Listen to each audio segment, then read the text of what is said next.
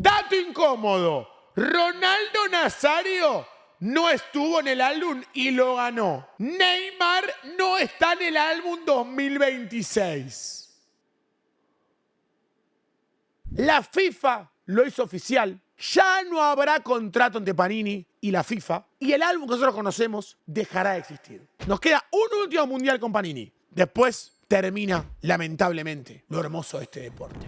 El imperio de Panini está en grave peligro. Desde su primer álbum mundialista en 1970, la empresa italiana se ha transformado en sinónimo de la... Amigo, literalmente yo pagaría plata. Si alguno del chat tiene el álbum de México 70, que comenten en chat y en este video y que me diga, Cobra, lo tengo. Le pago una fortuna a que tenga este álbum lleno. Se lo compro yo. Copa del Mundo. Mientras que aquella edición inaugural llegaba a pocos territorios y había que añadir pegamento a mano a las estampitas, hoy se ofrecen en 150 países e imprimen más de 10 millones de sobres al día. Pero déjennos decirles que todo eso va a terminarse en 2030. Sí, así como lo escucharon. La razón es simple, allí termina el acuerdo con FIFA para ser el proveedor oficial del álbum. ¿Cómo van a resolver el acuerdo más importante de la historia del fútbol, amigo? Pero esto supera a Messi con Adidas, a Cristiano con Nike. Amigo, esto es superior, loco. De figuritas Esto es superior. y ya hay otra organización que le ha arrebatado el lugar desde entonces. Con dicho cambio, Panini sufrirá el mayor golpe de su historia. Mientras que en 2017 facturaron 536 millones, al año siguiente, gracias a Rusia 2018, superaron la barrera de los 1.000 millones, duplicando así la marca anterior. La Copa del Mundo es, sin lugar a dudas, su producto estrella. Para entender cómo construyeron este imperio y cuáles podrían ser los efectos a futuro en caso de perderlo, necesitamos viajar a Corso Duomo, en el centro de Módena, Italia. Allí, a principios de los años 50, los hermanos Giuseppe y Benito Panini llevaban un pequeño puesto de periódico. Ah, ¿Panini es italiano? Yo pensé que era peruano, amigo Panini. O kiosco, como le llaman en algunos lugares. Por ese entonces, producir figuritas no estaba en el plan de ninguno de ellos. La mirada estaba puesta exclusivamente en la difusión de noticias en papel. Tal era así que en 1954 fundaron la compañía Fratelli Panini Distribuzione Giornali para desarrollar una red logística que les permite expandirse por toda la región de Emilia-Romagna. El mercado de cromos o estampitas en su país le pertenecía a otras empresas como Ela, Vav, Lampo y Nanina. Todas ellas ofrecían las estampitas de forma individual. No existía la noción de sobre, y esto es clave para lo que veremos en unos momentos. ¡Ah! Mirá vos, boludo. Antes no existía el sobre. Del otro lado del océano Atlántico, en Estados Unidos era Topps quien dominaba con la propuesta de las tarjetas coleccionables de béisbol. A diferencia de las figuritas... Malardo, chicos, ¿me bancan? A mí el concepto de juntar tarjetas me pareció siempre malísimo. Y eso que lo he hecho, ¿eh? Pero lo he hecho más por moda de mis compañeros del colegio que más porque a mí me guste, ¿eh? Estas cartas Pero es verdad que la gente le da más valor a la tarjeta que a la figurita. no se pegaban en un álbum y tenían más bien un carácter de colección. Los hermanos Panini, como cualquier distribuidor, además de revistas y diarios, también comercializaban estos otros productos y por lo tanto tenían un feeling bastante claro del interés que generaban. Dado que rápidamente se dieron cuenta que las figuritas eran de lo más demandado, decidieron dar su primer paso como productores de las mismas. Aunque aquellos primeros pasos no tuvo nada que ver con el fútbol. De hecho, tampoco tuvo nada que ver con el deporte en general. Giuseppe tenía la idea de fabricar, escuchen bien, tarjetas de flores. Como era de esperarse, ¿What? el proyecto no prosperó y las figuritas quedaron en segundo plano, muy probablemente encajonadas en algún rincón del depósito. Pero pocos años más tarde, en 1960, sí llegaría su gran golpe de suerte. Sucedió que Nanina se había quedado con un lote de estampitas que no había podido vender y las estaba prácticamente regalando. Se trataba ni más ni menos que de una colección del campeonato italiano de fútbol. Los hermanos Panini, dispuestos a hacer un segundo intento, algo muy importante para que muchas cosas terminen funcionando, lo adquirieron. Aunque le dieron un giro de rosca que luego sería fundamental. En vez de ofrecerlas individualmente, lo que hicieron fue juntar de a pares, es decir, de a dos, ensobrarlas y que la gente no sepa cuáles les tocarían. De esa manera, Claro. incorporar una variable que es clave hasta el día de hoy, el azar. Esa adrenalina de descubrir qué jugadores Es que eso es lo más divertido que hay, amigo. Eso es lo más divertido que hay, boludo. El de abrir el sobre y ver qué te puede aparecer es algo gratificante, increíble. Que es increíble. Vos sabés que la chance de que toque Messi o Cristiano es del 0,03%. Pero aún así abrís el sobre sabiendo, soñando que te va a tocar él. Pero sos realista, sabés que te va a tocar 3 jugadores del Congo. Pero aún así, soñá con abrir ese sobre y que salga Messi. estarán dentro del sobre es parte fundamental del proceso de completar el álbum. Imagínense lo que sería si hoy pudiéramos seguir comprándolas de manera individual. No tendría gracia en absoluto. Esa pequeña modificación obviamente fue un antes y un después para la compañía. No solo agotaron ese lote, sino que terminaron vendiendo 3 millones de sobres en el primer año. Con el diario del lunes, todos podemos preguntarnos por qué a nadie se le ocurrió antes. Y desde ese momento sí que la dinámica se replicó en un montón de lugares, como puede ser el caso de eSports con la modalidad Ultimate Team o incluso con productos como la Bubu que analizamos en este video de nuestro otro canal. La Bubu. A partir de ahí, el camino estaba más que claro para los italianos: abandonar los periódicos y apostar todo a las figuritas. Y vaya si fue la decisión correcta. Para fabricar y vender su propia colección, y ya no la de Nanina, en 1961 Giuseppe fundó Panini. Ese mismo año lanzaron su primer álbum, el Calciatori 1961-1962. Este incluía a los futbolistas de la Serie A y tenía como portada al exjugador del Milan, Nils Lidholm, ganador de una medalla de oro en Londres 1948 y subcampeón del mundo. ¿Quién tendrá, chat, esta colección, boludo? Yo fui a la tienda más grande de camisetas retro de Inglaterra, donde había casacas real, se lo digo, chicos, sin venderle sumo, de $1.000, $2.000, $5.000. Pero acá poco me van a bancar probablemente. Voy a decir algo un popular. Pero, salvo que la casaca sea usada por el jugador, usada, si es por el jugador, sí. Pero si es una original, pero que nunca usó el jugador, yo prefiero un álbum de estos. Sé que me van a decir vende humo, pero yo prefiero un álbum de estos, boludo. Lo digo en serio. Yo creo que si el jugador la utilizó la camiseta, si no, no la quiero yo, amigo. O sea, no me cambia tanto. O sea, obviamente, chicos, una casaca de Maradona 86 que no usó, pero es original, obvio. Pero tener, boludo, la de, no sé, la casaca de Pavel Nedved, que no la usó y es original, prefiero un álbum del 2000, amigo, no te diga. En 1958. Tan icónico se volvió este álbum que, si ingresan a la página de reventa, encontrarán que el precio actual ronda entre los $4.000 y $6.000. Mira, chat, ahora no puedo. Pero si algún día soy millonario lo compraría, Y lo digo de verdad, amigo. Lo cierto es que su éxito no es tan simple como simplemente imprimir estampitas con las fotos de los jugadores y salir a venderlas. O bueno, un poco es así, pero necesitan algo que, de no conseguirlo, todo se cae a pedazos: los derechos de imagen. Sin ellos, tienen absolutamente prohibido utilizar los logos oficiales y la cara de los jugadores. Por lo que, antes de lanzarse a producir aquella primera edición del torneo italiano, tuvieron que acordar justamente con el torneo. Y menciono esto específicamente porque, obviamente, está directamente relacionado con los problemas que están teniendo hoy en día. Luego de dar aquel paso en los años 60, la realidad es que aquellos años siguientes fueron un éxito. De los 3 millones de sobres vendidos bajo la colección de Nanina, la empresa pasó a comercializar 15 millones a través de su propia fabricación y en el segundo año estuvo cerca de duplicar esa cifra, alcanzando los 29 millones. Bueno. ¿Lo digo o no lo digo? Porque la verdad que creció prácticamente el doble. Una verdadera locura. Eso sí, el increíble crecimiento de Panini no se limitaba únicamente a haber descubierto esto del factor sorpresa en los sobres. Sus producciones tenían ventajas concretas sobre una competencia que con el tiempo fue desapareciendo. Fotografías de alta calidad de todos los equipos de la Serie A y divisiones inferiores. Mirá ese álbum, boludo, Aura. Biografías precisas de los jugadores y segmentos especiales como fue el dedicado a los futbolistas del Torino que lastimosamente fallecieron en un accidente aéreo. A ello también se le sumó un proceso de producción que fue evolucionando constantemente. En sus inicios, las figuritas se imprimían, se cortaban y se mezclaban con una pala. ¿Qué? Sí, con una pala como las que podríamos utilizar para cavar un pozo en el patio de la casa. La que uso yo, por ejemplo, a la mañana siempre.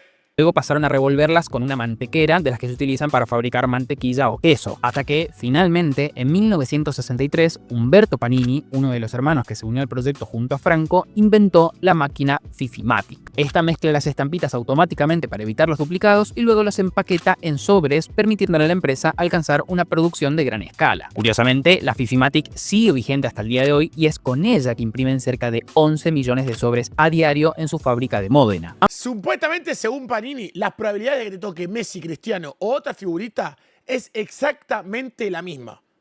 Para mí eso es mentira, amigo. Es ilegal lo que están diciendo. Están mintiendo a la gente. No puede ser, boludo. No puede ser. No conozco, jamás tuve un compañero que diga, me tocó 10 veces Messi. Tengo 10 cristianos. No hay, boludo. Nadie tiene eso. Es fake, loco, es fake. Engañan al público. Aunque lo cierto es que en los 60, más allá de la capacidad de producción y la evolución que tenían en cuanto a la forma de hacer el proceso, seguían teniendo un inconveniente muy claro para su expansión: la limitación al territorio y al torneo italiano. Por más que pudieran fabricar cientos de millones de estampitas, muy pocas personas fuera de Italia estarían interesadas en gastar un dineral para completar el álbum de la Serie A. Correcto. Necesitaban un torneo que fuera global. Y qué mejor que la mismísima Copa del Mundo. Fue así que, de cara a México 1970, la compañía italiana le pagó a la FIFA $1000 para hacerse con $1000. las licencias del certamen. Sí, $1000, no $1.000 millones. $1000. Poquito. El acuerdo le permitía a Panini usar toda la simbología oficial del torneo: mascota, estadios, nombre y logotipo de la FIFA. Chicos, aura de la gente de Perú se emociona en el chat, ¿eh? Teófilo Cubillas en el álbum del Mundial, ¿eh? 10 goles en mundiales. Aunque también es cierto que para poner los escudos y jugadores de las selecciones, la compañía tenía que ir a acordar específicamente con cada uno de los equipos. Finalmente, Panini hizo la tarea correspondiente y el primer álbum oficial de figuras. Chat, se lo juro de verdad, si alguno no tiene en serio este álbum y no me engaña, yo se lo compro, real, en serio. O se lo compro o le mando 10 boes personalizados por mensaje, se lo juro. Figuritas de un mundial vio la luz. Esta es, de hecho, una de las colecciones más preciadas de la historia. En 2017 se vendió un ejemplar completo firmado 2 veces por Pelé por la módica suma de $13.000. Para quienes se preguntan por qué Pelé firmó 2 veces ese álbum, lo hizo una vez en la portada y otra en su propia figurita. De todas maneras, aquella edición estaba muy lejos de parecerse a la que conocemos hoy en día. Mientras que esa contaba con 50 páginas y 288 figuritas, Mirá vos, boludo. Una figurita de Pelé, boludo. Una figurita de Pelé. la de este mundial lo hace con 112 páginas y 980 láminas. Y las diferencias no se limitan al tamaño. Hubo otros 3 aspectos que fueron evolucionando a lo largo del tiempo y se volvieron claves para su reconocimiento: la manera de pegar las estampitas, la cantidad de futbolistas por selección y las cartas especiales. Respecto al primero, la empresa fue pionera en el concepto de la figurita autoadhesiva, es decir, que la persona no tuviera que añadirle pegamento para unirlas al álbum. Esa innovación se implementó a partir de la temporada 72-73 del Calciatori y en cuanto al mundial se vio reflejada recién en Alemania 1974. Chat, si yo voy a una fábrica en Italia, ¿no lo deben tener esto, boludo? Real, en serio. ¿En Italia no debe estar alguna colección así, boludo, que yo pueda ofrecer, guita? Amigo, haría un video de YouTube solamente de eso, chat, diciendo comprando todos los álbumes que hay. En cuanto a la cantidad de jugadores, la diferencia también es notable. Mientras que los álbums actuales incluyen 18 espacios por selección, en México 1970 solamente la Unión Soviética, Italia, Brasil, Inglaterra, Alemania y el propio México tenían 11 plazas. Los demás conjuntos recibían apenas 11. La razón, O sea, literalmente, pará, amigo, regiles. O sea, clasificaba Alemania 14 lugares. Iba a Cuba, 11, bro. Porque me baja el rating del álbum, amigo. Va a Zambia, 3 lugares, amigo. 3 de Zambia, pues son todos injustos, así que... Pará, amigo. Aunque igual conozco a algunos del chat que dirían banco. Los conozco. Sé que alguno del chat firmaría 26 de Argentina y 3 de Cabo Verde. 26 de Portugal y 4 de Curazao. México tenían 11 plazas. Los demás conjuntos recibían apenas 11. La razón, además de que más espacios implica vender más sobres, tenía que ver con la dificultad que había en aquella época para contactar a las selecciones y saber quiénes serían los futbolistas que participarían del evento. Es verdad, boludo, claro. Es muy complicado saber el equipo. Proceso que de hecho hoy en día sigue siendo un desafío. Fabrizio Melegari, director editorial del grupo Panini, explicaba que conseguir las fotos del equipo y verificar que los escudos sean correctos es un proceso que debe realizarse mucho tiempo antes del mundial. Y ni que hablar de que las alineaciones deben quedar definidas considerablemente antes de que los cuerpos técnicos publiquen justamente la lista oficial final. Por eso la compañía pasa mucho tiempo analizando estadísticas, hablando con las propias federaciones y hasta incluso con periodistas para minimizar el riesgo de poner a un jugador que luego no forme parte del evento. Y lo cierto es que aún así el éxito no está garantizado. Mi pregunta es, chicos, ¿qué opinan de esto? ¿Por qué sacan el álbum tanto antes del mundial, boludo? ¿No creen que deberían sacar el álbum literalmente cuando la FIFA da como fecha límite para la lista oficial de la selección? Te voy a poner, la lista oficial la tenés que pasar el 15 de mayo, listo. El 15 de mayo sale el álbum. Por todo el mundial no arranca el 15 de mayo, arranca el 15 de junio. Entonces ya tenés un mes mínimo para que la gente junte. Y después, bueno, el que tenga más plata lo llenará antes, el que sea más pícaro y que haga mejor lo llenará antes. Pero para mí esto de que salga un mes, 2 meses, 3 meses antes del mundial, para mí es un error, boludo. Porque pones a jugadores que ni iban al mundial y dejás afuera a jugadores que sí van. No Miramos lo que sucedió con el fenómeno Ronaldo. A los 17 años fue convocado para el Mundial de 1994, pero no apareció en el álbum de ese Se va al chat, pone cobra. ¿Y pero cuándo imprimen las figuritas, boludo? Es verdad, claro. No da tiempo, amigo. Es verdad, no da tiempo para que impriman las figuritas y después las puedan meter en los hombres y después las puedan mandar por el mundo. Es verdad, qué boludo. Me olvidé de ese pequeño gran detalle. servicio. 17 años fue convocado para el Mundial de 1994, pero no apareció en el álbum de esa edición. Visto lo que luego sucedería, a ¿Qué, amigo? Campeón del mundo 94 Ronaldo y no está en el álbum. Panini le hubiese encantado tenerlo allí. Pasando al tercer elemento, el de las cartas adicionales, estas se solían testear en el Calciatori porque ese era el producto ideal para experimentar y luego aquello que funcionaba pasarlo a lo del mundial. Allí se llegaron a incluir a entrenadores, presidentes, mapas, reglas de juego e incluso pegatinas de los árbitros. Como sabrán, ninguna de esas pruebas luego terminó yendo al álbum de la Copa del Mundo. Lo que Che, amigo, igual banco. Van a decir en vende humo, ¿eh? Pero banco, o sea, porque es el álbum del mundial. Para mí debería haber un apartado que sea árbitros. Real, boludo. Lo digo en serio esto, ¿eh? Porque hay países que no tienen, que no tienen jugadores, pero tienen árbitros.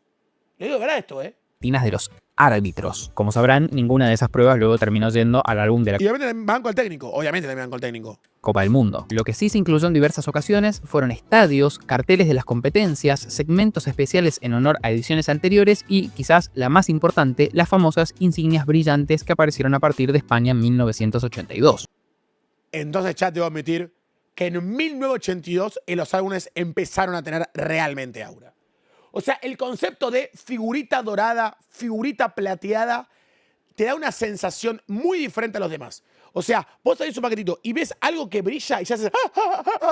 ¿Entendés? Después quizás es literalmente el escudo de Ghana y no es el escudo de Argentina, pero te emocionás por lo menos. Así, a través de todas las cosas que fuimos viendo en los últimos minutos, Panini construyó efectivamente un imperio alrededor del Mundial. Francisco Poch, encargado de marketing en Panini No soy yo. México, lo resumió con claridad. Si bien Panini produjo impresiones para el calcio, fue el Mundial de 1970 el que dio a conocer la marca y el producto a nivel internacional, donde tuvo una gran aceptación y sentó las bases para los años siguientes. Viendo lo bien que marchaba la asociación con la FIFA, la empresa rápidamente se expandió y se asoció con las competencias continentales e incluso con las propias ligas. En 1900... Dato incómodo. Ronaldo Nazario no estuvo en el álbum y lo ganó. Neymar no está en el álbum 2026. 1977 entraron al mercado británico con su ejemplar del fútbol inglés y también lanzaron el álbum Eurofútbol 77, una de las primeras colecciones internacionales dedicadas al fútbol europeo de clubes y selecciones. Oh, muy buena, amigo. Eurofútbol. O sea, literalmente un álbum de las 5 grandes ligas, por ejemplo, algo así. En 1980 llegó la edición inaugural de la Eurocopa de la UEFA. En los años 90 ingresaron al fútbol brasileño, luego incorporaron la Brasileirao. Champions League y en 2001 la Liga Española. Durante ese periodo incluso sumaron a la Copa América y a la Copa Libertadores. Chat, ¿ustedes seguro llegaron a uno de esos álbumes? Yo nunca, boludo. No les voy a mentir, chat. Sí me le sumo. O sea, ni siquiera me lo compré. Primero porque no me lo podía comprar de familia, pero más allá de eso, ni siquiera lo tuve en mi carpeta de consideraciones, che, ¿eh? Yo solo he completado o intentado llenar álbumes que son Copa América, Euro, Clausura, Apertura y Mundial. Listo. Nunca ni Libertadores, ni Champions, ni nada.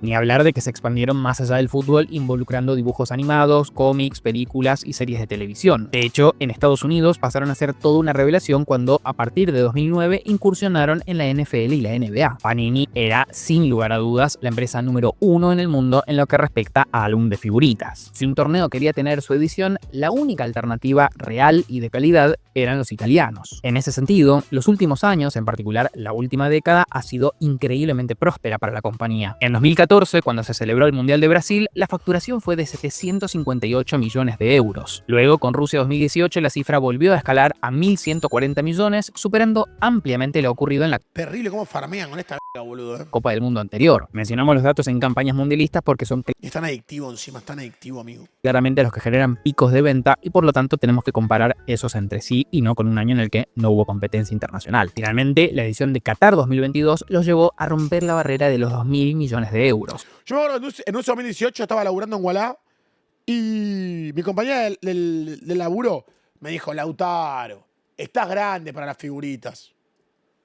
Y eso cuando tenía 20 años, boludo. Ahora tengo 28 y sigo con una figurita, boludo. Ahora me decís, Lautaro, sos abuelo para las figuritas ya.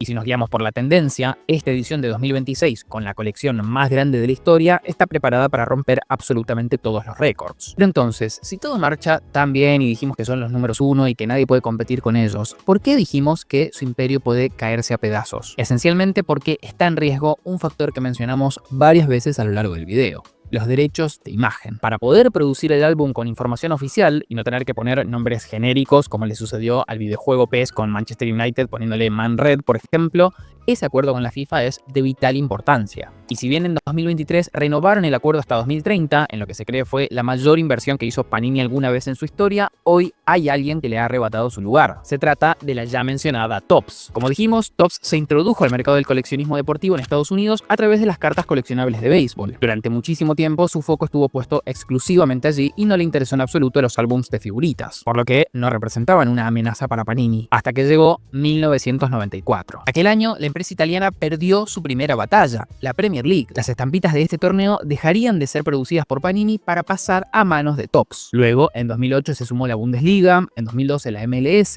y en 2015 se quedó con la Champions League. Y esto fue solo el principio. Pero chat, ¿estos álbumes llegan a Argentina? Topps. Cosa se puso realmente preocupante cuando apareció un tercer jugador inesperado: Fanatics, una empresa que Fanatics. hasta ese momento no tenía nada que ver ni con las figuritas ni con las tarjetas coleccionables. Su negocio se centraba en la fabricación y venta de artículos deportivos como camisetas, gorras y otros accesorios. Pero en 2021 negoció en secreto los derechos exclusivos para las tarjetas coleccionables de la MLB, quitándole el negocio a Topps. A la par de eso, llevó a cabo la misma maniobra tanto con la NBA como con la NFL, afectando ahora a Panini, que era justamente quien tenía los acuerdos con dichas ligas. Lo curioso es que al momento de hacer esa maniobra, Fanatics no tenía ninguna planta de producción ni se sabía cómo iban a cubrir la demanda de esos nuevos acuerdos que había firmado. Hasta que en 2022 llegó la última parte de su plan: la compra de la propia Topps por aproximadamente $500 millones. ¡Fua, amigo! 500 millones. Dicha adquisición no solo resolvió su inexperiencia en el sector, obteniendo toda la red de producción y distribución de la compañía neoyorquina, sino que también se adentró de lleno en el fútbol gracias a los acuerdos que mencionamos previamente. David Liner, presidente de la división de coleccionismo de Fanatics, ya anunciaba cuál sería su camino. El fútbol es el deporte más popular a nivel mundial y nos hemos centrado en nuestra expansión global. Y vaya si cumplieron. Ese mismo año anunciaron el acuerdo con la UEFA para cubrir los torneos continentales a nivel de clubes y, quizás lo más importante, le arrebataron a Panini la exclusividad de las competiciones de selecciones que había conquistado en los años 70. La Eurocopa masculina, la femenina y la Nations League todas pasaron a Fanatics hasta 2028. Otro de los golpes llegaría en 2024 con la pérdida de la Premier League. Y finalmente A mí le sacó todo, literal. Che, Panini, despertate, amigo. el knockout definitivo lo sufriría con la salida de su producto estrella, la Copa del Mundo. A partir de 2031, Fanatics, a través de Topps, tendrá la licencia exclusiva para producir tarjetas coleccionables, juegos de cartas, figuritas y, por supuesto, la edición del álbum del Mundial 2034. Fanatics atacó a Panini por todos los frentes posibles Lo mató, amigo. Le sacó todo, literal. y obviamente esta no iba a quedarse de brazos cruzados. En agosto de 2023 inició un juicio frente a la compañía estadounidense por presuntas prácticas monopólicas. Según el documento, Fanatics negoció los acuerdos de la NBA y la NFL en secreto, sin darle a Panini la oportunidad de competir, enterándose la empresa italiana por los medios de comunicación. Además, la acusa de firmar contratos exclusivos de autógrafos con estrellas de ambas ligas, bloqueando el acceso a ellos mientras que Panini aún conservaba las licencias de los mismos. Su defensa fue incluso más allá de los tribunales, dado que Panini aún conservaba los derechos de equipos y jugadores en Inglaterra, Francia, Alemania, España e Italia. No solo sacó un álbum alternativo al de Fanatics para la Eurocopa 2024, sino que impidió que esta compañía pudiera incluir a las grandes estrellas en su edición oficial de la UEFA. Esa es la razón por la que faltaron futbolistas como Phil Foden, Bukayo Saka, Kylian Mbappé o Toni Kroos. Nah, bueno, eso es un desastre, amigo. ¿Cómo hacer por un mundial, comprar un álbum y que no salga Mbappé, boludo? O sea, parece una pavada, pero, o sea, a ver, las máximas figuras son el alma de los álbumes, boludo, porque justamente es el más complicado de conseguir, el que más tiempo tardás, el que más figuritas cambiás para tenerlo.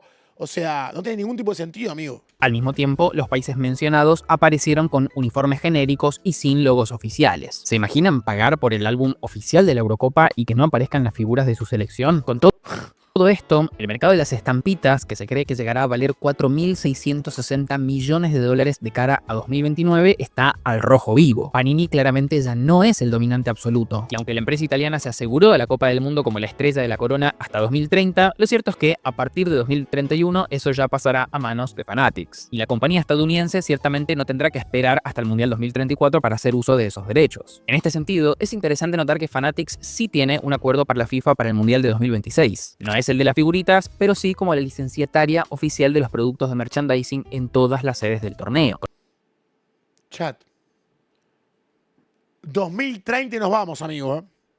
Va, no sé, quizás haga un álbum increíble y la rompe, ¿viste? Pero viste que estos cambios siempre pegan duro, amigo, porque es como Panini, es como parte del álbum, amigo. Que no lo haga otro es como, es raro, ¿viste? Con lo cual, el contrato que se anunció ahora para el álbum tampoco es algo que haya salido de la nada, se veía venir. Así, el futuro de Panini se encuentra lleno de incertidumbre, en un punto la misma que tenemos todos nosotros cuando abrimos sus sobres. Los italianos efectivamente son conscientes de que 2030 será su último año de una gran facturación y que a partir de allí tendrán serios problemas. ¿Ustedes qué creen? ¿Logrará sobrevivir sin la Copa del Mundo? ¿O estamos ante las últimas 12 ediciones de lo que fue un legado de más de 60 años?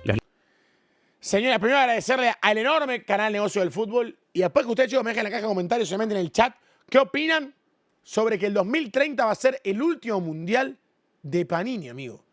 Algo que está hace más de 50 años, dice adiós. Uno nunca sabe, quizás termina siendo algo impresionante lo de Fanatics y termina siendo algo increíble Mundial 2034, pero fuera de joda duele mucho, amigo. Duele mucho cómo todo cambia y cómo literalmente Estados Unidos se apodera de todo. Fíjense cómo de a poco Estados Unidos con sus empresas empiezan a agarrar todo. Termina siendo todo parte de Estados Unidos. Así que, señores, lamentablemente nos quedan 4 años para el último álbum con credibilidad.